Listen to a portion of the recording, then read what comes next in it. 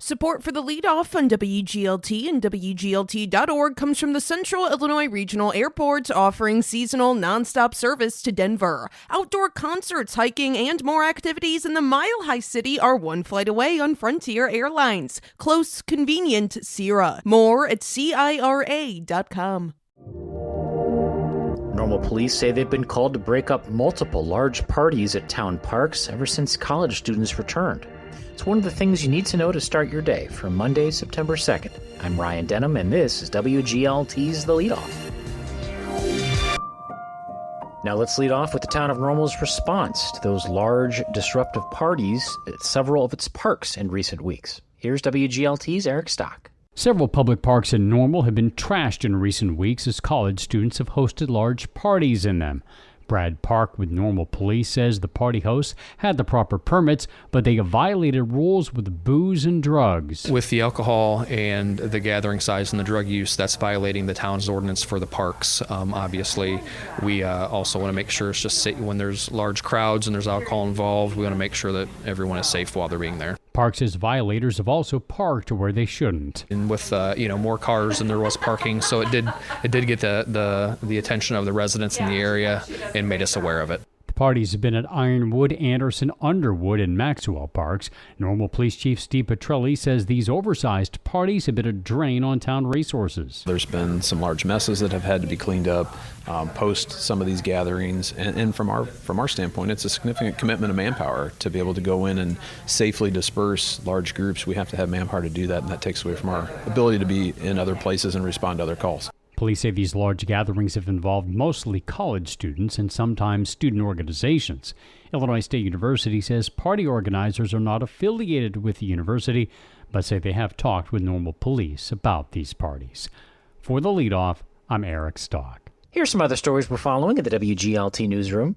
Overall participation in labor unions has declined in recent years in Illinois, although the state has seen an increase in successful unionization efforts for the second year in a row. Repairs are ongoing at an Interstate 74 rest area between Bloomington-Normal and Peoria. It's been closed for more than a year.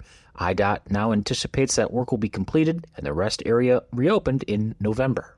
And more than a year after operational changes at the Sugar Grove Nature Center in rural McLean County, some members of the settler-era families who oversee that land and its assets are open to change the way their governance board functions. You can find more on these stories at WGLT.org. Back in 1997, a macaw named Jelly Bean made a splash at a Peoria City Council meeting when a council member showed up with the feathered friend on his shoulder. Jelly Bean was so beloved that the Peoria Journal-Star published an obituary when he died in 2016. The council members in the fictional town of Big Cherry, in a play called The Minutes, aren't quite as audacious as that council member and Jelly Bean. But as Lauren Warnicki reports, when Tracy Letts' dark comedy takes a grim and gruesome turn, reality takes a back seat. Probably. When director Sandra Zielinski of Heartland Theater tells people she's doing a play about a city council meeting, they usually say, bleh. That's their answer.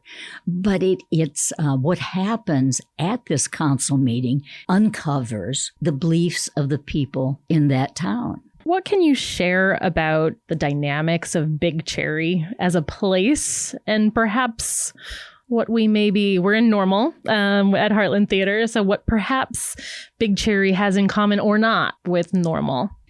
Big Cherry is basically a white community. It is a small community. This council is an important place to be because they make the rules for the city.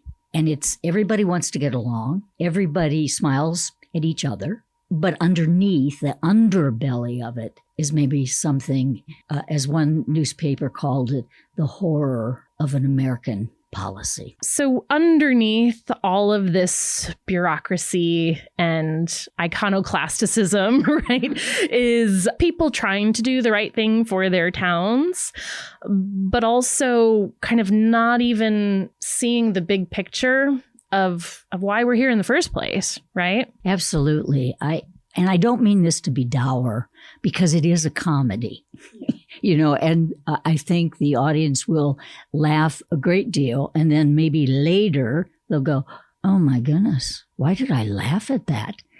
This council really is a microcosm of the town, of the state, of the United States, and the world.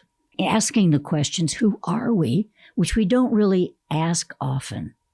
But this play forces you to do that. I think what is marvelous about it is that Tracy Letts uses comedy to get those points across. Until the end, the last 3 pages are something else. But before that, you laugh at these people because they are you and you know somebody like them. And some of the things that they do, you go, oh my goodness, that's me. That's me. There's not a whole lot you can find about this play because there's apparently spoilers that nobody wants you to know about. But one thing that is clear is that this town both has a lot going on and nothing going on, right? And in some instances, the entire point of a city council meeting is to approve the minutes of the previous city council meeting. It really is about this young man who had been on the council for a week. His mother passed.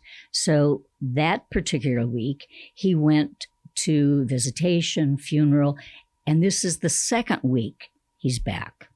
In their folder, they have the minutes of 2 weeks ago. And he goes, where's the minutes of last week? I would know what I need to talk about if I had the minutes.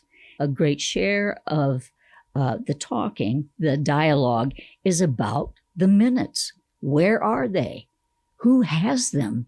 The Minutes runs through September 14th at Heartland Theater in Normal.